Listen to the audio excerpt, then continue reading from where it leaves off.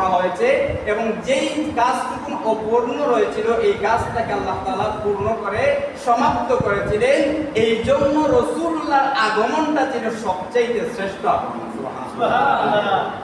এই বিষয় থেকে আমরা স্পষ্ট হয়ে গেল যে রাসূলুল্লাহর আগমনটা যে জায়গায়, যে স্থানে, যে মাসে, যে জায়গায়, যে পরিস্থিতিতে হয়েছিল, প্রত্যেকটা পরিস্থিতি আল্লাহর কাছে দামি। সুবহানাল্লাহ।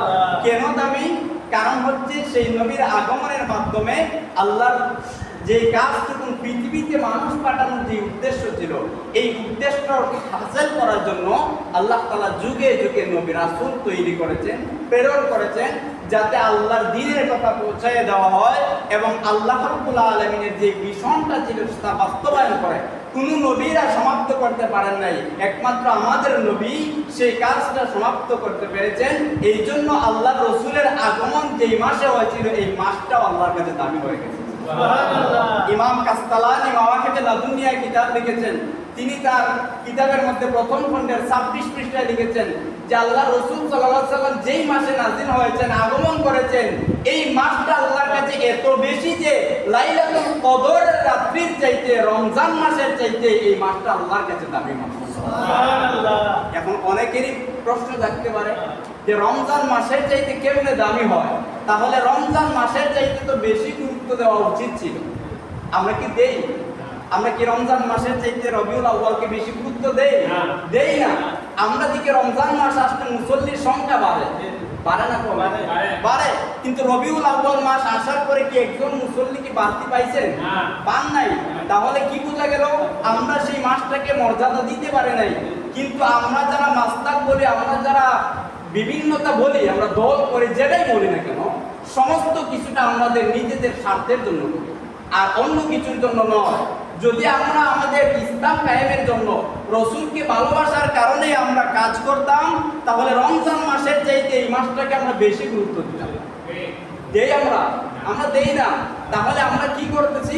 আমরা করতেছি শুধুমাত্র ঈদে মিলাদুন নবী যেই তারিখে হয় এই তারিখটাকে মূল্যায়ন করছি। কিন্তু ইমামগণ, মাযহাবে ইমাম বলেন আর বিভিন্ন ইমামগণ যারাই এই 1400 1450 বছর পর্যন্ত যারাই কিতাব লিখেছেন, এমন কোন কিতাব নাই যে কিতাবের মধ্যে রবিউল আউয়াল মাসের সম্মান এবং মর্যাদার কথা বলা হয় না।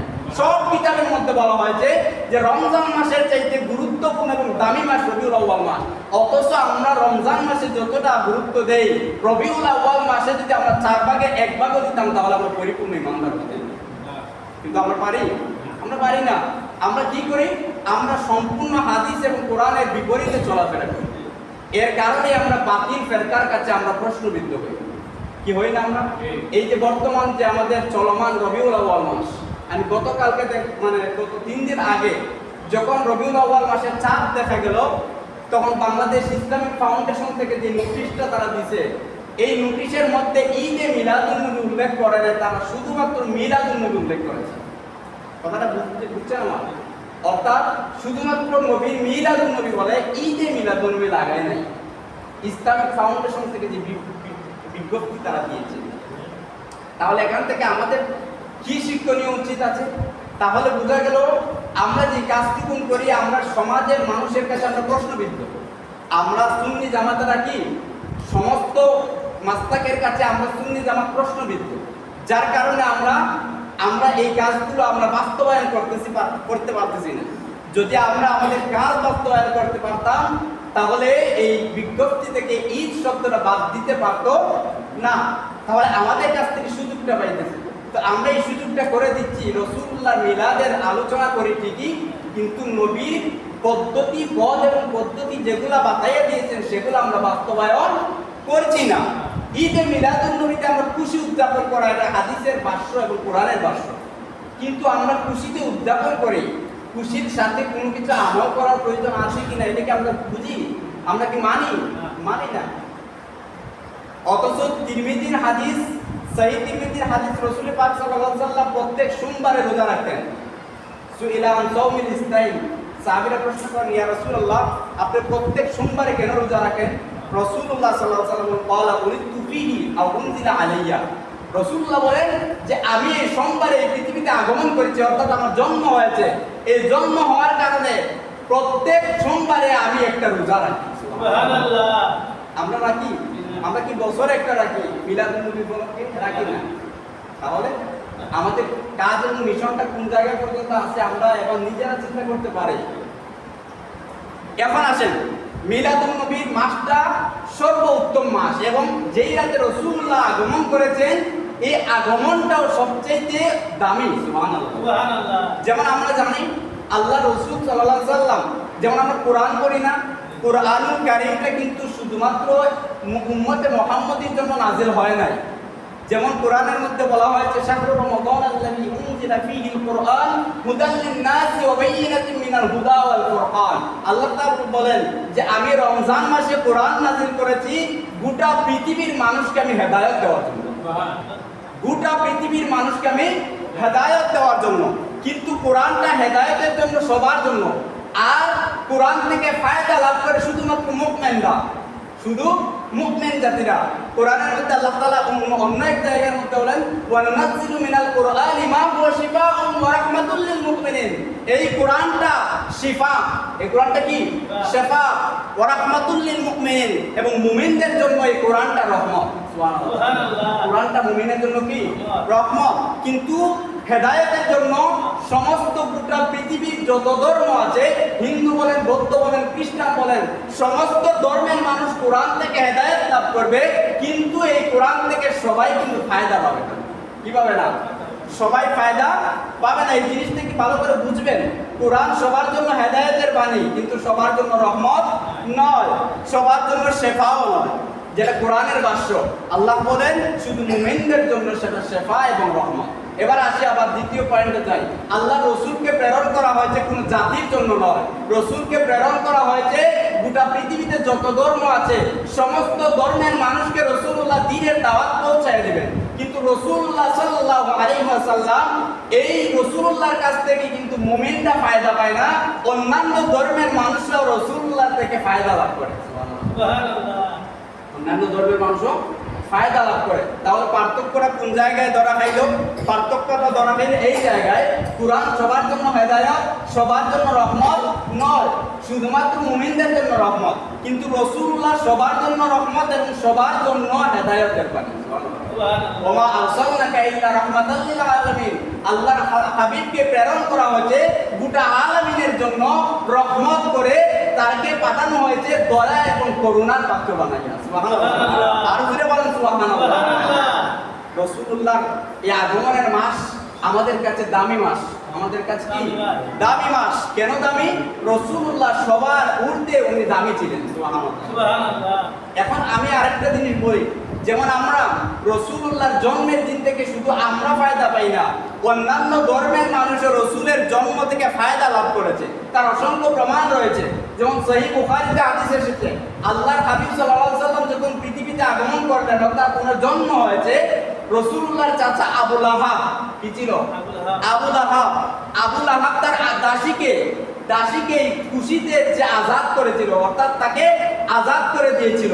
আল্লাহ রাব্বুল আলামিন আবু লাহাবের জন্মের পরে হযরত আব্বাস রাদিয়াল্লাহু তাআলা একদিন ঘুমের ঘরে স্বপ্নে দেখেন আবু লাহাবের করুণ অবস্থা। জিজ্ঞাসা করলেন আবু লাহাবকে, আপনার অবস্থা কেমন?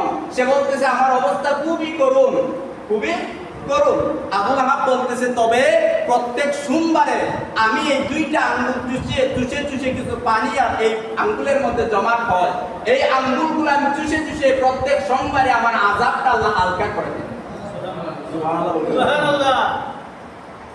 কথা বুঝছেন না? কথা বুঝছেন না? ঘুমাই গেলেন তো।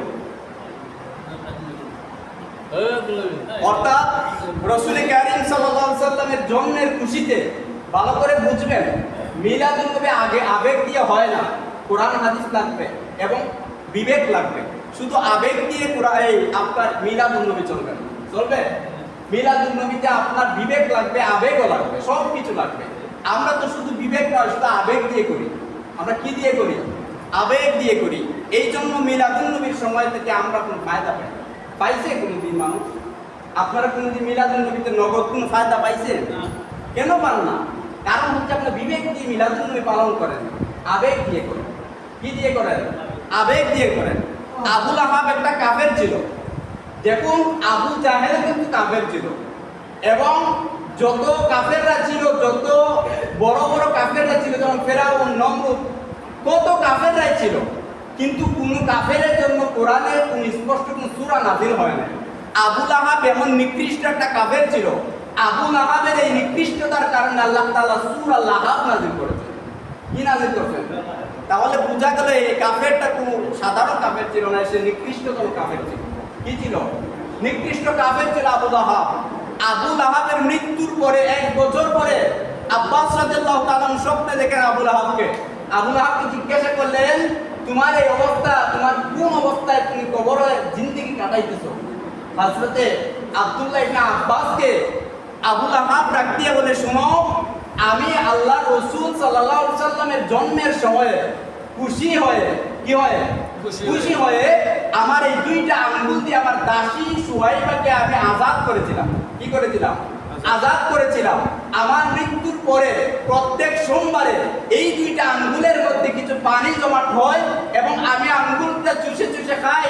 প্রত্যেক সোমবারে আমার আল্লাহ আমার আযাবকে হালকা করে দেন। সুবহানাল্লাহ। কোন কারণে দেন?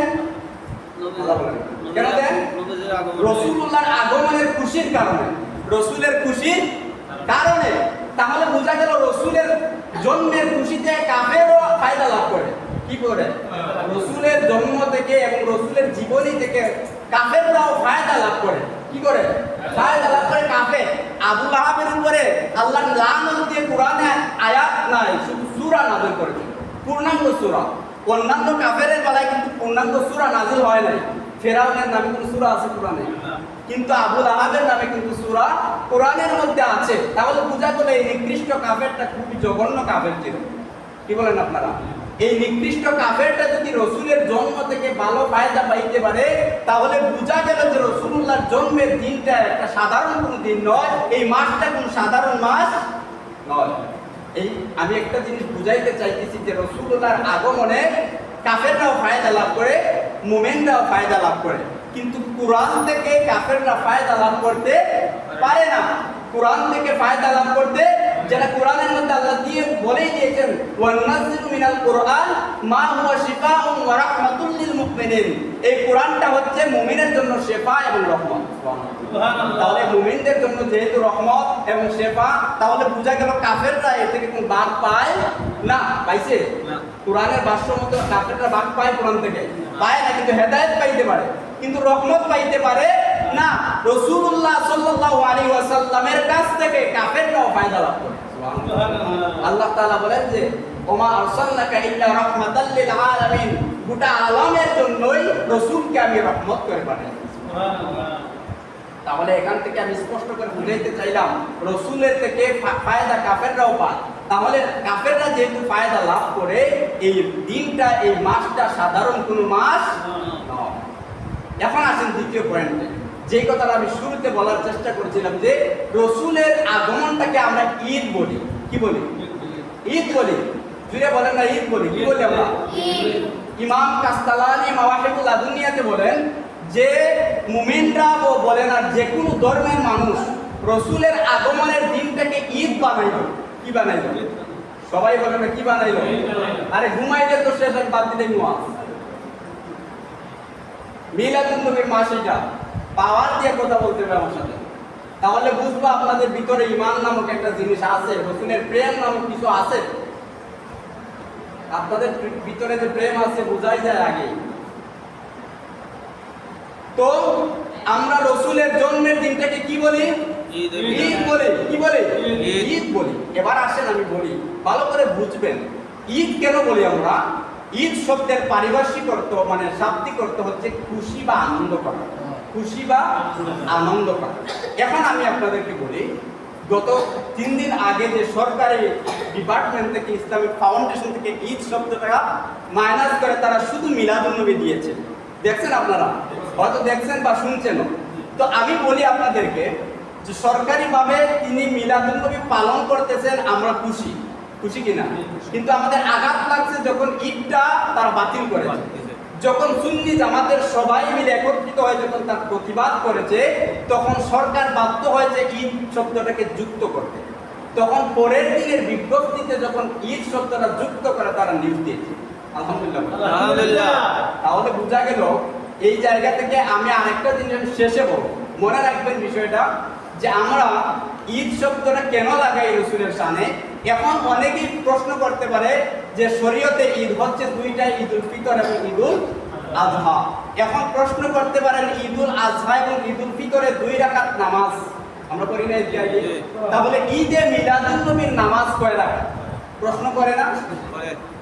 এই প্রশ্নের জবাব আমি দিই আপনাদেরকে। ঈদ শব্দের শাব্দিক এবং পারিভাষিক, ইসলামের আরবি ব্যাকরণ মোতাবেক একটা শব্দের একটা শাব্দিক হয়, একটা পারিভাষিক হয়। একটা শাব্দিক হয় আর একটা পারিভাষিক হয়। এখন শাব্দিক অর্থে আমরা ঈদ ব্যবহার করি। ঈদের অর্থ হচ্ছে আনন্দ করা এবং উৎসব পালন করা। কি করা? আনন্দ করা। এখন পারিভাষিক সংজ্ঞায় যদি আপনি যান, তাহলে না আপনার নামাজ লাগবে, হ্যাঁ নামাজ লাগবে এবং রোজা রাখা যাইবে না। কি বলেন আপনারা? ঈদের দিন রোজা রাখা যায় না, হাদিসের মধ্যে নিষেধ আছে ঈদের দিন রোজা রাখা। এখন প্রশ্ন করে, যদি ঈদের দিন ঈদে মিলাদুন নবী যদি ঈদ হয়, তাহলে রোজা রাখেন কেন? রাসূলুল্লাহ রোজা রাখলেন কেন? প্রশ্ন করে না? আমি বলি আপনাদেরকে, কোন হাদিসে বলা হয় নাই যে ঈদের দিনে রোজা রাখা হারাম। কোন হাদিসে বলা হয় নাই। বলা হয়েছে বছরে 5টা দিন রোজা রাখা হারাম। বছরে 5 দিন। এই 5 দিনের মধ্যে 2টা ঈদ, 2টা ঈদ। এই 5 দিনের মধ্যে যদি মিলাদুন নবী পড়ে, তত রোজা রাখাও তো আরাম হইব। 5 দিনের ভিতরে পড়লে না, এই 5 দিনের ভিতরে মিলাদুন নবী পড়লে না আপনার হারাম হইতো না, আপনার রোজা রাখাই লাগবে। কি বলেন আপনারা? এইটা হচ্ছে আমাদের বুকাম এবং পাগলামি প্রশ্ন। এই প্রশ্নের জবাব একটাই, ঈদের দিনে আমরা নামাজ পড়ি। এই ঈদে মিলাদুন নবীতে কেন নামাজ দেওয়া হয় নাই? তার কারণ হলো আল্লাহর রসুলের আগমনটা ছিল গোটা পৃথিবীর মধ্যে যত ধর্ম আছে সমস্ত ধর্মের জন্য আল্লাহ রহমত করে পাঠাইছেন। না শুধু আমাদের জন্য রহমত, নবী কি শুধু আমাদের রহমত? নয়, সব মানুষের জন্যই নবী রহমত এবং হিন্দুদের জন্য রসুল রহমত। আমরা দেখি এখন বন্যার সময় দেখছি, বন্যা যখন চলছে তখন মুসলমানরা হিন্দুদের বাড়িতে গিয়েও ত্রাণ দিছে কিনা? এইটাকে হারাম হয়েছে হয় নাই? এটাই ইসলাম, এটাই নবীর শিক্ষা, এটাই হচ্ছে ইসলামের শিক্ষা। তাহলে এখান থেকে স্পষ্ট হলো যে হিন্দুরাও আমাদের জিনিস খাইতে পারে। কি করতে পারে? হিন্দুরা আমাদের জিনিস খাইতে পারে। এই কথাটা বললাম এই জন্য, হিন্দুরা যেহেতু আমাদের জিনিস খাইতে পারে, নবী থেকে রহমত পাইতে পারে, তারা তো আর ঈমান আনে নাই। ঈমান আনছে? ঈমান যেহেতু আনে নাই, তো রাসূলুল্লাহ যদি সমস্ত মানুষের জন্য এই ঈদের দিনটা নামাজ ফিক্স করে দিতেন, তাহলে তাদের জন্য অত্যাবশ্যক ছিল নামাজ পড়া। কি বলেন আপনারা? এই জন্য আল্লাহ তাবারক ওয়া তাআলা এই ঈদে মিলাদুন নবীতে কোনো নামাজ আমাদেরকে দেন নাই। কারণ হচ্ছে রাসূলের ব্যাপারে আল্লাহ তাআলা যত আয়াত নাযিল করেছেন, সমস্ত আয়াতের মধ্যে ইঙ্গিত করে যে রাসূলুল্লাহকে আপনি ভালোবাসলেও আপনার ইচ্ছা, না বাসলেও আপনার ইচ্ছা। নাকি বাধ্যতা আছে? রাসূলুল্লাহকে বাধ্যতা নাই। আপনি ভালোবাসলে জান্নাতে যাইবেন, ভালো না বাসলে জাহান্নামে যাইবেন। তো আপনারা আমার কি আইছে গেছে? কথা বুঝা যায় আমার? এই জন্য আল্লাহ তাআলা এই ঈদে মিলাদুন নবীতে আপনার জন্য নামাজ দেন নাই, আমার জন্য নামাজ দেন নাই। কথা খুব বুঝবেন। এখন আসেন, আমরা ঈদে মিলাদুন নবীতে আমরা পালন করি, এর যাবে কিনা এটা পরবর্তী জুমায় আমি বলবো। আজকে শুধুমাত্র এতটুকু বললাম, ঈদ শব্দটা আমরা মুসলমানরা আনন্দের জন্য বলি।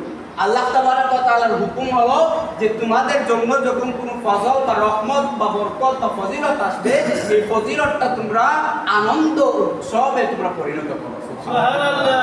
কথা বুঝেন নাই? যেমন এখন আরেকটা প্রশ্ন আসতে পারে যে ঈদের দিনে আমরা এই রাসূলুল্লাহর আগমনটাকে ঈদ বানানো লাগবে কেন? কথা বুঝেন নাই? এখন আসেন, হযরত সাইয়্যিদনা ঈসা আলাইহিস সালাতু ওয়াস সালাম একজন নবী ছিলেন। কি ছিলেন? ঈসা আলাইহিস সালাতু ওয়াস সালামের কাছে আসমান থেকে, গায়েব থেকে কিছু খাবার ওনার কাছে আসতো। কি আসতো? এই বিষয়টা তো জানেন আপনারা। হযরত ঈসা নবীর কাছে আসমান থেকে কিছু ফল পাকড় ওনার কওমের জন্য পাঠানো হইতো। তো আল্লাহর নবী হযরত ঈসা আলাইহিস সালাতু ওয়াস সালাম দোয়া করতেন, রব্বানা আনজিল আলাইনা মাইদাতাম মিনাস সামাই তাকুনু লানা ঈদা। আল্লাহর কাছে দোয়া করেন, আল্লাহ আপনি যখন আমার কাছে কোনো খাবার প্রেরণ করেন, ওই যেই মুহূর্তে আপনি খাবারটা প্রেরণ করেন, ওই দিনটা, ওই মুহূর্তটা আমার জন্য ঈদের সময়। সুবহানাল্লাহ বলবেন না? সুবহানাল্লাহ। ঈসা নবীর কাছে যদি খাদ্য আসার কারণে তিনি ঈদ বানাইতে পারেন, তাহলে আমাদের কাছে রসুলকে খাদ্যর মতনই এর চাইতে কত হাজার গুণ বেশি রসুল আমাদের কাছে রহমত, আমাদের কাছে বরকত, আমাদের কাছে ফজিলতপূর্ণ। আর রসুলুল্লাহর জন্মের দিনটাকে আমরা কি বলতে পারি না? ঈসা নবী কোন জায়গায় ছিলেন? ঈসা নবী সামান্য একটা জাতির নবী ছিলেন নাকি সমস্ত গোটা জাতির? শুধু একটা জাতির। তাও ঈসা নবী, মুসা নবী, যত নবীরাই বলেন, প্রত্যেক নবীরা তারা এক এক জাতির জন্য নবী ছিলেন এবং মানুষকে দ্বীনের দাওয়াত দিতেন। তারা যদি তাদের দ্বীনের দাওয়াত কবুল করত তো ভালো কথা, যদি করতো না আল্লাহর কাছে দোয়া করতেন আল্লাহ এই জাতিকে ধ্বংস করে দেন। আমি আর এদেরকে দ্বীনের দাওয়াত দিয়ে কোনো কিছু করতে পারতেছি না। আমাদের নবীকে আল্লাহ তাআলা বলেন, হে হাবিব, আপনাকে আমি গোটা জাতির জন্য রহমত করে পাঠাইছি, সুতরাং আপনার কাছ থেকে এমন কিছু করা যাবে। আমরা যে কাজগুলো করি, আমরা রসুলের উম্মত হইয়া পর্যন্ত আমরা রসুলকে যা কিছু বলি, যদি অন্যান্য নবীর ক্ষেত্রে তা হতো আল্লাহ তাবারাক ওয়া তাআলা সাথে সাথে তাদেরকে ধ্বংস করে দিতেন। কিন্তু আমাদেরকে করেন আল্লাহ। আমরা নবীর শান মান নিয়ে কত কটূক্তি আমরা করি কিনা? আমরা যারা সুন্নি জামাতের লোকেরা আছে, আমাদের একটা সমস্যার কারণে রসুল পাক সাল্লাল্লাহু আলাইহি ওয়াসাল্লামের শান মান নিয়ে অন্যরা খেলাধুলা করে। কি সমস্যা জানেন? আমাদের সুন্নি জামাতের মধ্যে যতগুলা দল আছে, সংগঠন, যতগুলা সংগঠন আছে, বাংলাদেশ সমস্ত বাংলাদেশ মিলাইয়া মানে সমান হবে। বুঝলেন নাই? আমি বন্যার সময় দেখলাম যে হবিগঞ্জ আহলে সুন্নাত ওয়াল জামাতের যে সমন্বয় কমিটি আছে, তারা একটা লিস্ট করে একটা কমিটি, যে মানে বাংলাদেশের কতগুলা সুন্নি কমিটি আছে, তারা বিস্তারিত লিখে দিয়েছে প্রায় 50টার বেশি দল। কয়টা? 50টারও বেশি দল। সমস্ত বাংলাদেশের সব সুন্নি মিলাইয়া 50টার বেশি দল আমাদের সুন্নি জামাতের মাত্র। এই সুন্নি জামাতের 50টা দল থাকার কারণে আমরা রসুলের পুরোপুরি সম্মানটাকে আমরা ধরে রাখতে পারতেছি। তার কারণ হলো, আমরা যদি সমস্ত 50টা দলে মিলে একটা দল হতো, তাহলে বাংলাদেশে রসুলের শানে বেয়াদবি করে এই বাংলাদেশে টিকে থাকতে পারতো না। আমরা এই যে 50টা দলের মধ্যে 50টা কমিটি আছে, তো এখন 50টার মধ্যে যদি 100 করেও মানুষ থাকে তাহলে 50,000, 5,000। তো এইরকমের প্রত্যেকটা দলে তো আর 1,000 আর 2,000 মানুষ না, হাজার হাজার লাখ লক্ষ লক্ষ মানুষ আছে এক একটা সংগঠনের। তাহলে সমস্ত সংগঠন মিলে যদি একটা দল হইতো, তাহলে আমরা রসুলের সম্মান নিয়ে আমরা কোনো চিনিমিনে খেলনেওয়ালা মানুষকে আমরা সাথ দিতে পারতাম। কিন্তু আমরা কি করতে পারতেছি? আমরা কি এটা পারতেছি? রসুলের সম্মান নিয়ে কতই বেয়াদবি করে বাংলাদেশে বুক ফুলাইয়া হাঁটে। কেন হাঁটে? আমি বলি যে আমি ফুল তুলি, উনি বলতেছে উনি আরেকটা, আরেকজন বলতেছে আরেকটা, আপনার সাথে আমি যাইবো না, অমুকের সাথে তমুক যাইবে না। তখন কি হইতেছে? তখন আরেকজন যে সুন্নি জামাতের লোক না, সে রসুলকে নিয়ে চিনিমিনা খেলা করার সময়টা, সুযোগটা সে আমার কাছ থেকে আপনার কাছ থেকে গ্রহণ করে। কথা বুঝলেন নাই? কিন্তু আমরা কি পারতেছি এটা? আমরা পারতেছি না। বাংলাদেশে যারা আলেম ওলামারা আছে, আমরা তো ছোট্ট ছোট্ট মানুষের আলেম তো আমরা ধরে নেওয়া যায় না। বাংলাদেশে যারা বড় বড় আলেম আছে, তারা কি কোনো এক সময় পারছে কোনো মানুষকে এক করতে পারছে? পারে নাই। কিন্তু আমরা দেখি প্রতিটা যুগেই মানুষকে আল্লাহ তাআলা হেদায়েত দেওয়ার জন্য নবীরা প্রেরণ করেছেন। নবীর পরে যারা এই পৃথিবীতে এসেছিল, প্রত্যেক যুগে যুগে, প্রত্যেক শতাব্দীর পরে শতাব্দী এক একজন মুজাদ্দিদ আল্লাহ তাআলা এই পৃথিবীতে প্রেরণ করেন মানুষদেরকে হেদায়েতের বাণী দেওয়ার জন্য। এক একজন মুজাদ্দিদ দেওয়া হয়। কি দেওয়া হয়? মুজাদ্দিদ দেওয়া হয়। প্রত্যেক শতাব্দীতে এক একজন মুজাদ্দিদ। এখন আসেন, আমরা যে সুন্নি জামাতের এই পাঠ ধরছে, কারণটা কি? কারণটা জানতে হবে না আমাদের? একটু জানতে আপনারা আমার সাথে কোনো মাইন্ড করেন না। আমি প্রত্যেকটা দলের স্বার্থে বলি না, আমি একমাত্র আহলে সুন্নাত ওয়াল জামাতের স্বার্থে আজকে কথা বলবো। কিছু দল আছে, আমরা যা বলি, অনেকে আজকে বলতে পারে যে আমাদের হুকুম মনে হয় অমুক দলের বিরুদ্ধে, তমুক দলের বিরুদ্ধে। এটা মনে করেন না। আল্লাহ রসুল সাল্লাল্লাহু আলাইহি ওয়াসাল্লাম বলেন যে বনি ইসরাইলের আবেদেরা তারা 72 দলে বিভক্ত ছিল। কত দলে ছিল? 72 দলে। রসুল বলেন আমার উম্মতের মধ্যে 73 দল হবে। কতটা দল হবে? 73টা দল হবে। আবার এই 73টা সুন্নি জামাতের মধ্যে, এটা মনে করেন না। এই 73টা দল কোন জায়গা থেকে আসে? এখন আমরা অনেকেই বলি যে এই 73টা দল শুধু আলেমদের মধ্যে হবে। এটা কিন্তু ভুল ধারণা। রাসূলুল্লাহ বলেন না যে আলেমদের মধ্যে 72টা 73টা দল হবে। রাসূলুল্লাহ বলেন আমার উম্মতের মধ্যে তেওয়াত্তর দল। তাহলে সাধারণ মানুষ কি উম্মতের দলে যুক্ত না? যে আমরা যারা সাধারণ আছি আমরা কি রাসূলুল্লাহর উম্মত না? তাহলে আমাদের কি দল হবে না 72 আর 73টা? হবে। শুধু আলেমদের মাঝে না, সব মিলাইয়া 73টা হবে। এখন আসেন এই 73টার পূর্ণাঙ্গ ব্যাখ্যা কি? রাসূলুল্লাহ একদিন সাহাবীদেরকে নিয়ে বসলেন এবং বসে মরুভূমির বালুর মধ্যে একটা সোজা করে একটা লম্বা একটা রেখা টানলেন। কি টানলেন? রেখা মানে দাগ দিলেন। দাগ দেওয়ার পরে আঁকা বাঁকা আরো কিছু দাগ দিলেন। আঁকা বাঁকা আরো দাগ দিলেন, 6টা দাগ দিলেন। কয়টা? 6টা দাগ দিলেন আঁকা বাঁকা। 6টা দাগ দেওয়ার পরে রাসূলুল্লাহ বলেন এই এক একটা থেকে আরো 12টা করে দাগ পড়বে। কতটা করে? 12টা। প্রত্যেকটা দাগের মুখে শয়তান দাঁড়ানো। প্রত্যেকটা দাগে এই যেমন দাগটা এখান থেকে দিলাম, এই জায়গায় শয়তান বসে আছে। এইদিকে যারা যাবে তাদেরকে শয়তান চুবাই দিচ্ছে। কথা বুঝেন নাই? এই রকমের রাসূলুল্লাহ বলেন 6 কত? 6 72। রাসূলুল্লাহ বলেন এই 72টা দল যে আমার উম্মতের মধ্যে হবে, এই 72টা দলের প্রত্যেকটার মধ্যখানে এক একটা শয়তান আছে। আর এই 72 দলের প্রত্যেকটাকে শয়তান বিভ্রান্তি করে ফেলে। আর প্রথমে যে রেখাটা একটা টান দিলেন, রাসূলুল্লাহ বলেন এই দাগটা হচ্ছে আহলে সুন্নাত ওয়াল জামাত। আমি এবং আমার সাহাবায়ে কেরাম যে আকীদার উপরে ছিল, এই দাগের মধ্যে যারা উঠবে তারা হচ্ছে আহলে সুন্নাত ওয়াল জামাত। এই দলটা ব্যতীত সবাই তারা জাহান্নামে যাবে, শুধুমাত্র এই একটা দল তারা জান্নাতে যাবে। এই 72টা দল যে 72টা দলের ফেরকা যারা আমাদের দেশে এখন আছে, যারা রাসূলের সম্মান শুনতে পারে না, তারাও একটা দল হবে। যারা রাসূলকে নিয়ে রাসূলকে কষ্ট দেয় এমন কথা বলে, তাদের একটা দল হবে। রাসূলুল্লাহর সম্মান নিয়ে কোনো কথাবার্তা বলে, তাদের নিয়ে একটা দল হবে। এই রকমের 72টা দল হবে। এই 72টার মধ্যে আহলে সুন্নাত ওয়াল জামাত নামক একটা দলই তারা জান্নাতে যাবে। এখন আমি বলি, আমাদের দেশে যে সুন্নি জামাতের দলগুলো আছে, সবাই যার যারই মতো করে আছে, যার যার মতো করে আছে।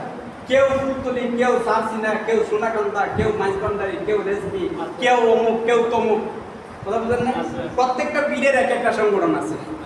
প্রত্যেকটা পীরের এক একটা সংগঠন। তো যারা সিরাজনগরের মুরিদ, তারা বলে আমরা ফুলতলিতে যাইব না।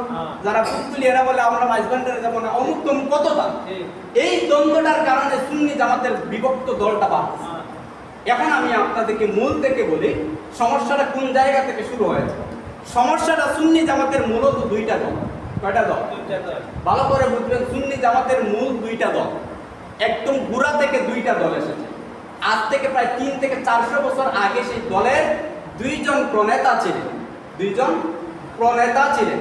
একজনের নাম ছিল সৈয়দ আহমদ শহীদ বেরেলভী। সৈয়দ আহমদ শহীদ বেরেলভী ভারতের উত্তর পশ্চিম প্রদেশের একজন মনিরিশ ছিলেন। উনি 1700 শতাব্দীর একজন মুজাদ্দিদ ছিলেন। কত সনের? 1700 শতাব্দীর একজন মুজাদ্দিদ ছিলেন। তিনি ছিলেন একজন মনিরিশ মুজাদ্দিদ। আরেকজন 1800 সনে এসে আরেকজনের জন্ম হলো, তিনি হলেন হযরতে আলা হযরত বেরেলভী। তিনি আহমদ রেজা খান রাহমাতুল্লাহি আলাইহি। তিনি ছিলেন 1800 শতাব্দীর একজন মুজাদ্দিদ।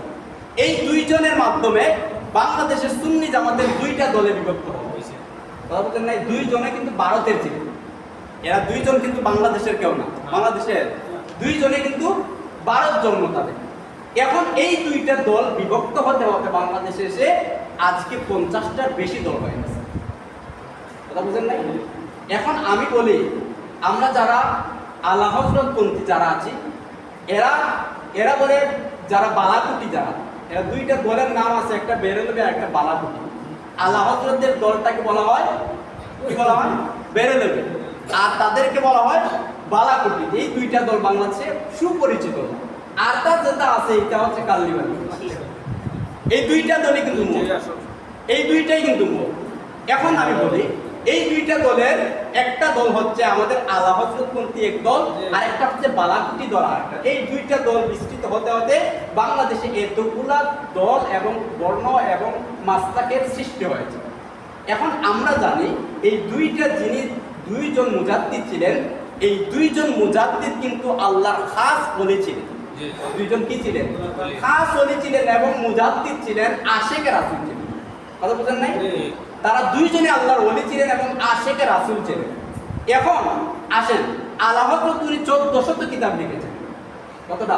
1400। উনার একটা কিতাব হচ্ছে আউলিয়ায়ে কেরামদের নিয়ে একটা কিতাব আছে। এই কিতাবের মধ্যে উনি বলতেছেন যে সাইয়্যিদ আহমদ বেরলভী যিনি ছিলেন, উনার ব্যাপারে তার কিতাবের মধ্যে তিনি বর্ণনা করতেছেন যে বালাকুটির যে প্রতিষ্ঠাতা তিনি একজন আশেকে রাসূল ছিলেন।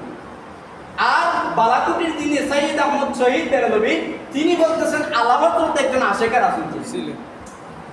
দুইজনকে আলা হযরত এবং উনি দুইজন একজন আরেকজনকে বলতেছেন আশেকে রাসূল ছিলেন। তো আমি যদি এখন আলা হযরতের বিরুদ্ধে কথা বলি তাহলে আমি আর কোন জায়গায় তার মাসলাকে রইলাম? কথা বুঝেন নাই? আমি মনে করেন বালাকুটি একজন আলেম, আপনি মনে করেন একজন আলা হযরত কোনটা আলেম। এখন আমি বালাকুটি হয়ে যদি আলা হযরতের বিরুদ্ধে কথা বলি তাহলে আমি বালাকুটি কোনো আলেম হইলাম? হইছি?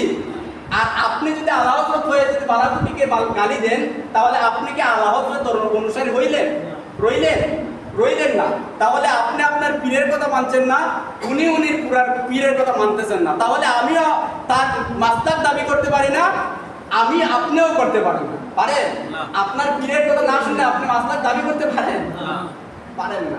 এখন আসেন, একটা দলের শাখা প্রশাখা হচ্ছে যেমন সারসিনা, নাম শুনেন নাই? সারসিনা বরিশাল, সারসিনা সোনাকান্দা, ফুলতলি, এরপরে ফুলফোড়া, এই মাসলাক হচ্ছে বালাকুটি সিলসিলা। আর এই দিকে আছে আপনাদের সিরাজনগর, মাইজবান্ডার, এই সমস্ত যারা আছে এইটা হচ্ছে আলা হযরতপন্থী। এই দুইটা দল বাংলাদেশের সুপ্রসিদ্ধ। এখন আপনারা বলতে পারেন যারা আলা হযরতের অনুসারী না তারা সুন্নি না, আর তারা বলে যারা বালাকুটি তারা বলে যারা আলা হযরত এরা সুন্নি না। বলে না? এই কথা শুনেন নাই আপনারা? তাহলে আমার কাছ থেকে একটা তথ্য নেই, আমি আপনাদেরকে বলি যারা বালাকুটি তারাও আশেকে রাসূল হতে পারে, যারা আলা হযরতপন্থী তারাও আশেকে রাসূল হতে পারে। পারে কি পারে না?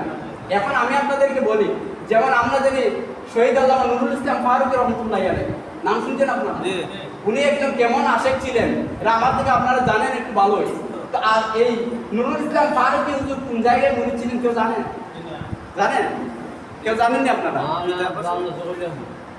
মানে নুরুল ইসলাম ফারুকী হুজুর কোন দরবারের মুরিদ ছিলেন কেউ জানেন? কোন দরবারে? সারসিনার মুরিদ। হযরতে শহীদ নুরুল ইসলাম ফারুকী হুজুর সারসিনার মুরিদ ছিলেন। সারসিনার দরবারটা কিন্তু বালাকুটি সিলসিলা। কোন সিলসিলা? বালাকুটি সিলসিলা। এখন কি আপনি নুরুল ইসলাম ফারুকী হুজুরকে কি আশিকে রাসূল বলবেন না? বলবো। বলতে হবে, তিনি একজন আশিকে রাসূল ছিলেন। তো আলা হযরত যদি এই নুরুল ইসলাম ফারুকী হুজুরের মতো কি একটা আলিম বাংলাদেশে জন্ম নিছে? না, নিতে পারে নাই, পারবেও না। আরো 100 বছর বাঁচলেও এরকম একটা আলিম জন্ম নিবে না। হযরতে নুরুল ইসলাম ফারুকী হুজুর যতটা কষ্ট করেছেন সুন্নিয়তের কারণে, আজকের সমাজের আলেমরা যদি এই কষ্টটা করতো তাহলে সুন্নিয়ত বাংলাদেশে কায়েম হয়ে যেত। তাইতো না?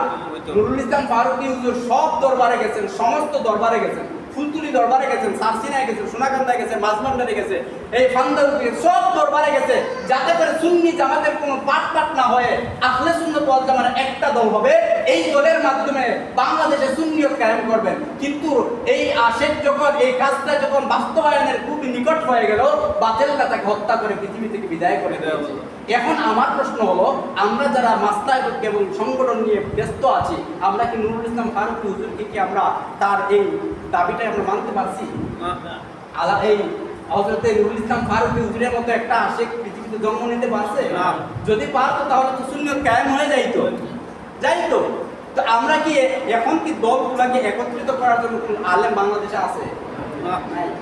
তাহলে সুন্নিয়ত আপনি আমি কেমনে চেষ্টা করে হয় না? কিন্তু আমি আপনার আমার উচিত হলো যে যাই মুরিদ হোক না কেন, রসুলের ব্যাপারে আমরা সবাই এক। আমরা কি সবাই এক? রসুলের সম্মান নিয়ে কটূক্তি করে যারা, তাদের বিচার কি আমরা করতে পারছি?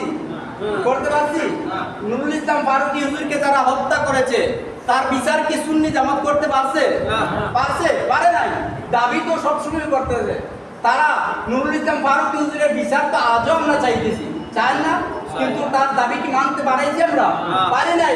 রসুলের শানে গত কয়েকদিন আগেও একজন বেয়াদবি করেছে, তার মৃত্যু কি আমরা দিতে পারছি? তার বিচার কি আমরা করতে পারছি? কেন পারি নাই?